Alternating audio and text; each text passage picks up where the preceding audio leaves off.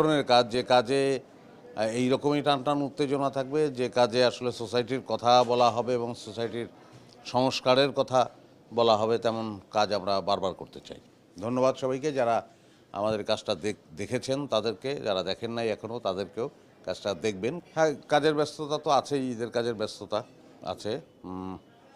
ভালোবাসা দিবসের কাজ এখন পর্যন্ত করি নাই।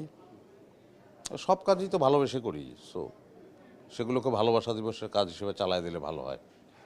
সাড়া পাচ্ছি, লোকজন তো খুশি, দর্শক খুশি, আমিও খুশি। নতুন করে না, পুরনো করেই। নতুন করে দেখার কিছু নেই।